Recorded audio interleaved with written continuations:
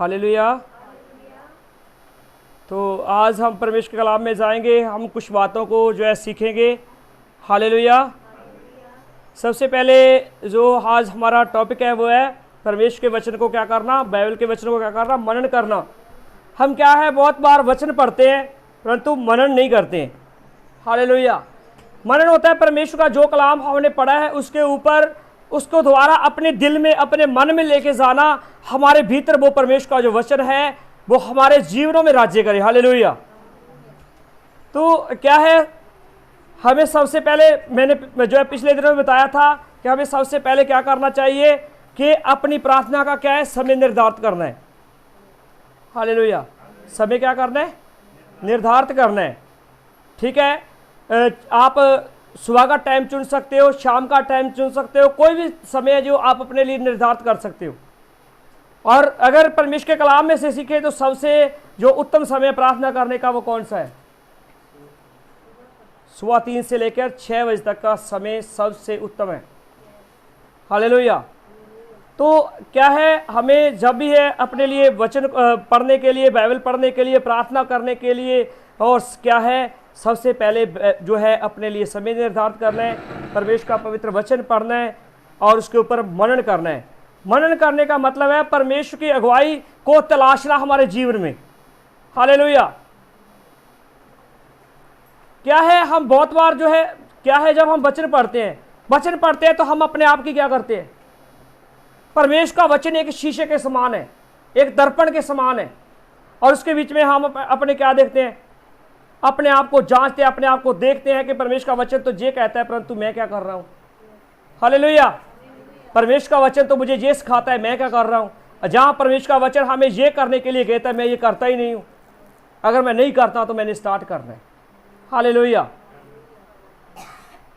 तो हम जो है जब जो भी हम वचन पढ़ते हैं, जैसे बाइबल के बीच में हम एक वचन देखते हैं, प्रभु के कलाम में लिखा हुआ है मत्ती की इंजील में 18 अध्याय में कि जहां 2 और 3 मेरे नाम में एकत्रित हैं वहां मैं मौजूद हूं। अब क्या है, इस वचन को हम पढ़ते हैं, ठीक है, जल्द से पढ़ा और पढ़ने के बाद छोड़ देते हैं। ऐसा नहीं है। जब हमने परमेश्वर के वचन को पढ़ा है, परमेश्वर, अब क्या है, आज बहुत से लोग जो है सबसे ज़्यादा जो लोग जो है भीड़ को जो है ज़्यादा रश को चुनते हैं कि मैं जहाँ कहीं कलाम सुनाऊँ वहाँ बहुत बड़ी भीड़ हो, वहाँ बहुत बड़ा रश हो। परंतु परमेश्वर ने क्या कहा कि जहाँ 2 और 3 मेरे नाम में एकत्रित मैं वहाँ मौजूद हूँ। परमेश्वर ने कोई लाखों की भीड़ नहीं मांगी है। हालेलुया। लाखों की भीड़ एक भीड़ हो सकती है परंतु वो कलीसिया नहीं हो सकती। हालेलुया। तो क्या है, हम जाएंगे रोमियो की पत्री उसका 15 अध्याय उसका 4 वचन। रोमियो की पत्री उसका 15 अध्याय उसका 4 वचन।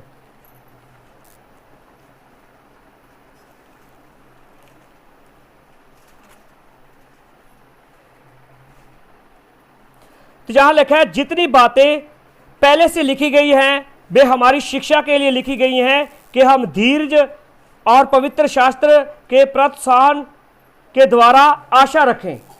क्या रखें हम? आशा रखें। जितनी बातें किसके लिए लिखी गई हैं? सभी जन बोलिए, हमारी शिक्षा के लिए लिखी गई हैं। हमारी शिक्षा के लिए लिखी गई हैं। और शिक्षा के बीच में आता है धीरज, आता है पवित्र शास्त्र जो है हमें प्रोत्साहन, मतलब हमें जो है उत्साहित करता है। जब हम पवित्र शास्त्र पढ़ते हैं तब हम बलवंत होते हैं। जब हम पवित्र शास्त्र पढ़ते हैं हमारे जीवन में आशा आती है। जब हम पवित्र शास्त्र पढ़ते हैं हमारे जीवन में प्रेम आता है। कोई हमें गाली भी दे हम गाली नहीं निकालते। हालेलुया। कोई हमको बुरा कहे हम बुरे के बदले हम उससे बुरा नहीं कहते हैं। ये हमारे बीच में परमेश्वर हमें धीरज उत्पन्न करता है। हालेलुया। और बाइबल जो है कैसे पढ़नी चाहिए? हाँ जी, बाइबल कैसे पढ़ते हैं हम? कैसे पढ़ते हैं बाइबल हम? एक न्यूज़पेपर की तरह बाइबल कभी नहीं पढ़नी चाहिए। क्या है न्यूज़पेपर? मालूम है, लोग न्यूज़पेपर पढ़ते हैं, वो जल्द से जल्द क्या है जो बड़ी बड़ी खबरें होती है उसके ऊपर क्या कर डालते हैं, अपनी दृष्टि लगाते हैं और उसके बाद छोटी छोटी बातों को, छोटी छोटी जो है हम कहें कि छोटी छोटी खबर जो होती है, न्यूज़ जो होती है, उसको वो छोड़ देते हैं। हमें जब बाइबल पढ़नी है धीरज से पढ़े। और बाइबल जो है सबसे उत्तम समय है कि हमें सुबह पढ़नी चाहिए। हालेलुया। जितने भी देखिए क्या है,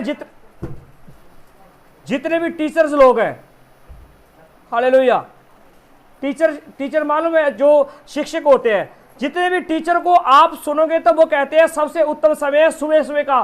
सुबह 2 घंटे में जो कुछ हमने बीजना है या जो कुछ हमने सिखाना है, सुबह 2 घंटे है, उसके बाद वह बात नहीं बनती है जो सुबह बनती है। इसलिए हमें जब बाइबल पढ़नी चाहिए, किस समय पढ़नी चाहिए? सुबह पढ़नी चाहिए। यशायाह की किताब उसका 50 अध्याय उसका 4 वचन।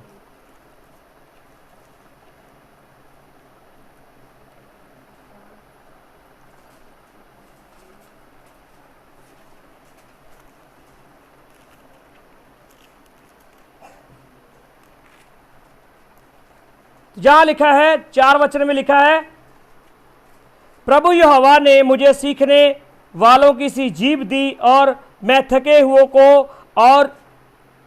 हुओं को अपने वचन के द्वारा संभालना जानूं। भोर को वह नित्य मुझे जगाता और मेरा कान खोलता है और मैं शिष्य के समान क्या करूं? सुनूं। किसकी सुनूं? परमेश्वर की। परमेश्वर हमें कब उठाता है? भोर के समय उठाता है, मतलब सुबह। मैंने आपको बताया ना कि क्या है, 3 से लेकर जो है 6 बजे का समय प्रार्थना के लिए, वचन के लिए, सब के लिए उत्तम है। हालेलुया। क्या है, जब 7-8 बज जाते हैं उस समय हमारे को हर किसी को कॉल आने स्टार्ट हो जाते हैं। उस समय किसी का कॉल नहीं आता है, कोई आपको डिस्टर्ब नहीं करता है। हालेलुया। इसके बाद जाएंगे हम, ये बाइबल के बीच में लिखा है कि वो मुझे सुबह क्या करता है? प्रभु यहोवा मुझे सीखने वालों की सी जीभ दी है और क्या करूं? मैं थके हुओं को अपने वचन के द्वारा क्या करूं? संभालना जानूं। क्या है, अगर हम खुद ही वचन नहीं पढ़ते हम किसको कैसे संभालेंगे? हालेलुया। भोर को वह मुझे नित्य जगाता है। कौन जगाता है? परमेश्वर भोर को मुझे नित्य जगाता है और मेरा क्या करता है? सभी जन देखिए, मेरा कान खोलता है। और मैं कैसे सुनूं? कैसे सुनूं? शिष्य के समान, एक चेले के समान, एक बच्चे के समान उसकी सुनूं। हालेलुया। इसके बाद हम जाएंगे भजन संहिता उसका 119 अध्याय 147 से 48 पद तक।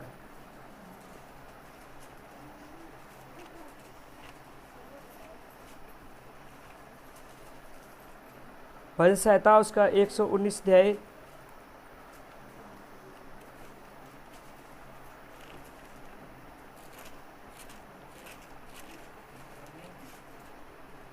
हाँ जी, उसका 147 से 148 पद।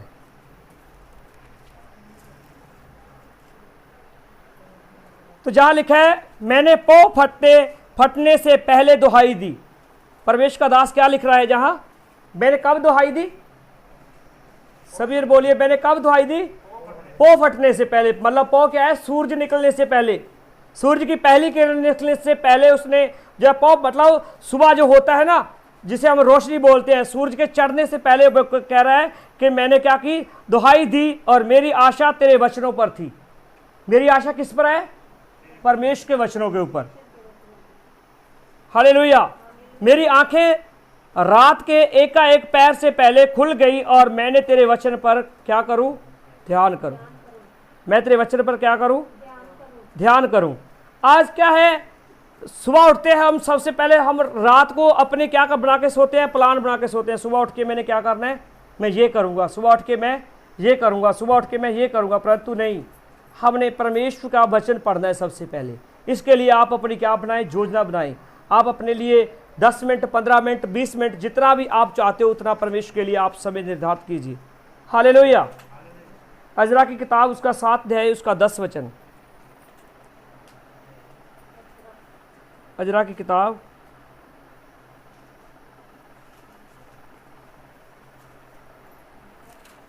अजरा की किताब 7 अध्याय उसका 10 वचन।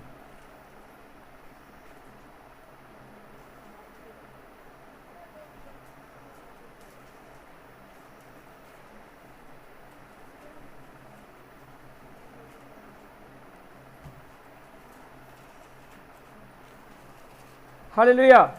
जहाँ लिखा है, क्योंकि अजरा ने यहोवा की व्यवस्था का अर्थ जान लेने और उसके अनुसार चलने और इज़राइल में विधि और नियम सिखाने के लिए अपना मन लगाया। किसने मन लगाया? अजरा जो था वो परमेश्वर की सबसे बड़ा व्यवस्था को उठाने वाला था।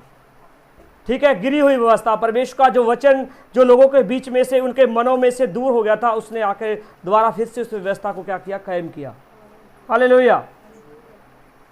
क्या किया अजरा ने? क्योंकि अजरा ने यहोवा की व्यवस्था का अर्थ जान लेने और उसके अनुसार चलने, इजराइल में विधि और नियम सिखाने के लिए अपना मन लगाया था। और अब मैंने पिछले दिनों भी आपको बताया था कि हमने क्या है, जब हम बाइबल पढ़ते हैं वो दूसरों के लिए नहीं पर अपने के लिए पढ़ना चाहिए। और परमेश्वर के वचन में हम अपने आप को क्या है, एक परमेश्वर का वचन एक दर्पण के समान है, उस बीच में अपने आप को ढूंढना चाहिए। और एक आज बात मैं आपको और बताना चाहता हूँ, हम बाइबल पढ़ते हैं, बाइबल कैसे पढ़ना चाहिए? घुटने टेक कर। हालेलुया। जब हम बाइबल पढ़ते हैं घुटने टेक कर बाइबल पढ़ना चाहिए। घुटने टेकना हमारे समर्पण को क्या करता है, दिखा देता है कि हम परमेश्वर के सामने अपने आप को हमने क्या कर लिया है। जब हम घुटनों के बल आते हैं तो हम अपने आप को परमेश्वर के सामने दीन करते हैं, हम अपने आप को क्या करते हैं, समर्पण करते हैं। यशायाह की किताब उसका 66 अध्याय उसका 6 वचन,